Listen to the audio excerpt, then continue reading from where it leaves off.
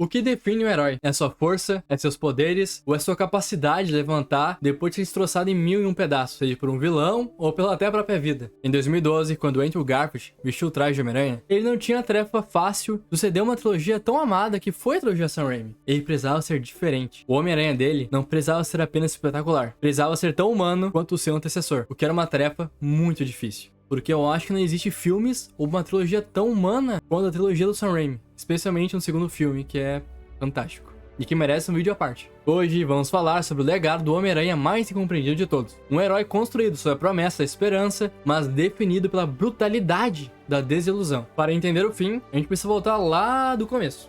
O Peter Parker do Andrew Garfield, ele é diferente. Ele não é tão nerd e tímido quanto o Aranha Tom Maguire. Ele é mais descolado, podemos dizer assim. Ele é um garoto com feridas visíveis, abandonado pelos pais e do sarcasmo como escudo. O que é que muita gente utiliza, principalmente nos dias atuais, e o que esse Homem-Aranha utiliza bastante. Diferente do Peter do Tom Maguire, que é totalmente inspirado no Homem-Aranha dos anos 60, aqui temos o Peter que é bem influenciado pela versão dos anos 2000, que é pela versão do Ultimate, que é mais estiloso, aí queira você gostar ou não do skate, mas ele é bem assim. Olha, no futuro, se você for roubar carros, não se vista como um ladrão de carros. Quem é você? Um policial?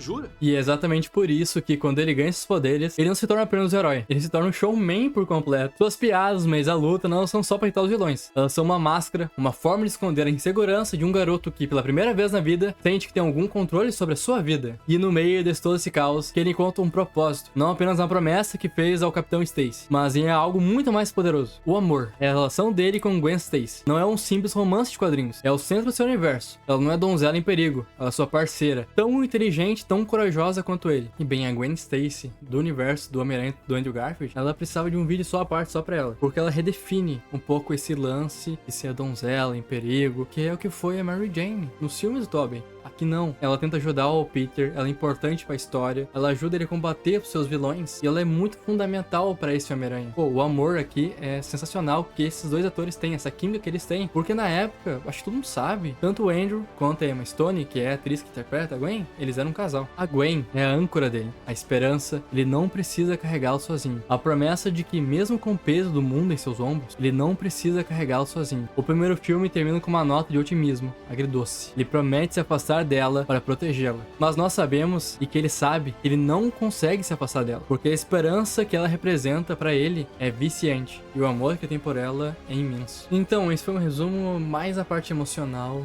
do primeiro filme do Andrew, que particularmente eu gosto bastante. Mas agora a gente vai para um segundo filme, e aí sim, acho que é o que mais define esse herói. Com esse segundo filme, vem com ele a desconstrução de tudo que foi construído. O espetacular Homem-Aranha 2 é um filme sobre sobrecarga. Peter está no auge da sua popularidade como Homem-Aranha. Isso a gente vê desde o início do filme, mas está se afogando em suas responsabilidades como Peter Parker. Ele é assombrado pelo fantasma do Capitão Stacy, a promessa que ele não consegue cumprir, e ele é assombrado pelo mistério dos seus pais, uma ferida que nunca cicatrizou. E para piorar, o mundo parece conspirar contra ele. Eu acho que fica bem evidente nesse segundo filme do Andrew, assim como no segundo filme do Tobey, só que aqui de forma não tão bem trabalhada. Cara, o Homem-Aranha é o herói mais humano de todos. Ele sofre como a gente, ele sofre no seu dia a dia, tanto na escola, na faculdade, no trabalho. Provavelmente o Homem-Aranha é um cara que trabalha em 6x1. Acabei de fazer 80% do seu trabalho, tá? É assim que você retribui? O filme nos apresenta a dois vilões que são espelhos sombrios de Peter. Max Dillon. O Max, que é o nosso Electro, ele é um homem invisível que só queria serviço, assim como Peter se sentia antes dos seus poderes. E Harry Osborn, a nova versão do seu amigo de infância. Um garoto assombrado pelo legado do seu pai, desesperado por uma cura, por esperança, assim como Peter Parker. A tragédia desses vilões é que eles não nasceram maus. Muito pelo contrário, eles foram criados pela indiferença e pela crueldade do mundo. E o Homem-Aranha, o símbolo da esperança, não conseguiu salvá-los.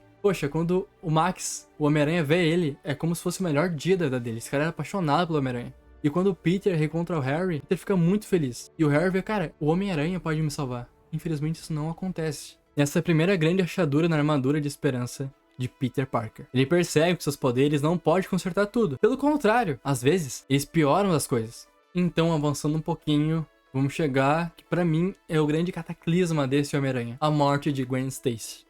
Não é apenas um momento triste, é o evento mais cruel e definidor de qualquer filme do Homem-Aranha. É a materialização do seu maior medo, a promessa que ele quebrou, se tornando sua sentença. A teia, em forma de mão, é a esperança tentando alcançar o inevitável, e falhando. Naquele momento, o Homem-Aranha não morre. Peter Parker morre. O que resta é apenas um eco, uma casca vazia assombrada pelo fantasma da garota que ele tanto amava.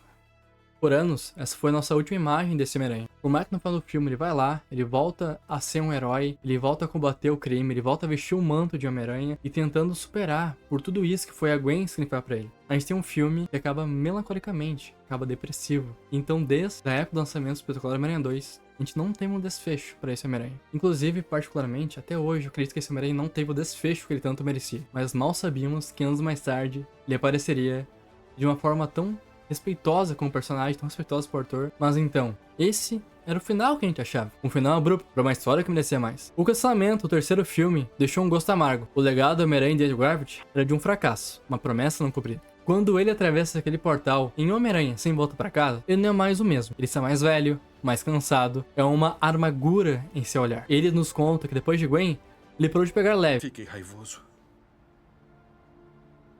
Fiquei amargo. E eu não quero que você acabe que nem eu. E se não raivoso, ele se perdeu no luto. E é aqui que o seu legado como Homem-Aranha é finalmente reescrito. Ao encontrar com outras suas versões, ele não encontrava apenas aliados, ele encontrava irmãos. Ele encontra a si mesmo. Ele vê em Tom Holland a mesma dor que ele sentiu e seu instinto não é de vingança, mas de proteção. Ele se torna o irmão mais velho que avisava sobre o caminho escuro que ele mesmo trilhou. Grande redenção dele veio ao salvar a MJ, que em seus olhos, ele não está apenas salvando a namorada de outro Peter Parker, ele está se salvando. Cada centímetro daquela queda é um eco da queda da Gwen. Mas dessa vez, a teia funciona, a esperança consegue e ele vence. As lágrimas em seus olhos não são de tristeza, são de catarse. É o peso de anos de culpa sendo finalmente aliviado de certa forma. Naquele momento, ele não é o herói que falhou. Ele é o herói que aprendeu com a sua dor e a transformou em força para salvar a vida de outra pessoa. Ele finalmente se perdoou.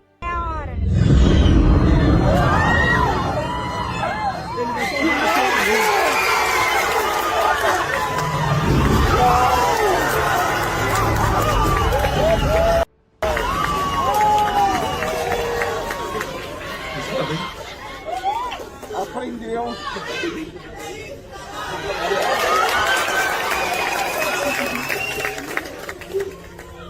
O legado do Homem-Aranha Andrew Garfield não é sobre o sucesso de bilheteria ou sobre quantos filmes ele fez, é sobre resiliência. Ele nos ensinou que a esperança não é a ausência da dor, é a esperança que você faz depois de que a dor te atinge. É sobre se levantar, mesmo que quando cada fibra do seu ser quer continuar no chão. Seu arco narrativo completado de forma tão inesperada nos mostra que nenhuma dor é para sempre, que até das feridas mais profundas podem um dia nos ensinar a voar de novo ou a soltar teia de novo. Ele sempre será o espetacular Homem-Aranha, o herói que nos ensinou a encontrar esperança no meio da desilusão.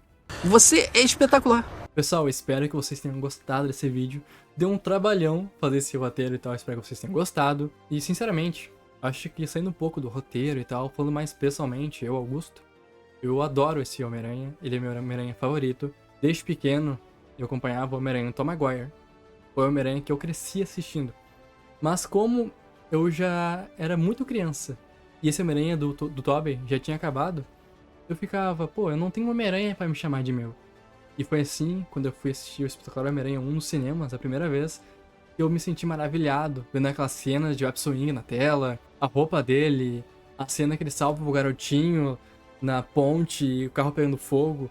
Até o Homem-Aranha 2, que por mais fraco que seja, em comparação com o filme do Tobey, ainda é um bom filme, ainda tem a essência do Homem-Aranha ali. E cara, se fosse pra escolher hoje, um quarto filme do Tom Maguire, um terceiro filme do Andrew Garfield, acho que esse cara, ele merece ter o seu encerramento de trilogia. Não apenas aquele curto espaço de tempo que foi ele aparecendo no No Way Home, e sim um filme pra chamar de seu, com um roteiro bom e com um desfecho digno que esse Homem-Aranha merece.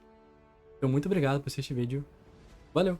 One thing, I think this might be the most incredible day of my life, and I've always wanted to be at Comic-Con in Hall H as Spider-Man with all of you guys. Has always been a dream of mine. So thanks for having me.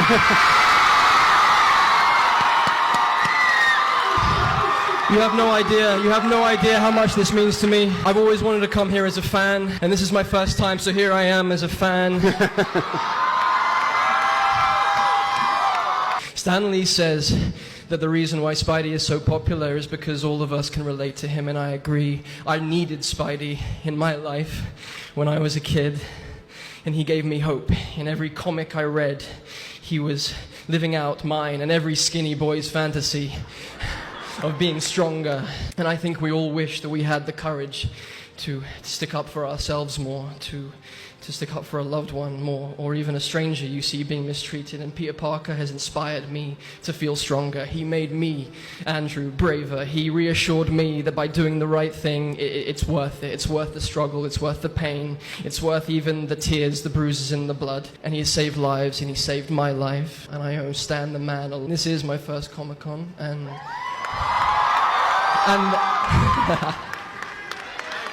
this is definitely the coolest moment of my life, and thank you for being here and sharing it with me.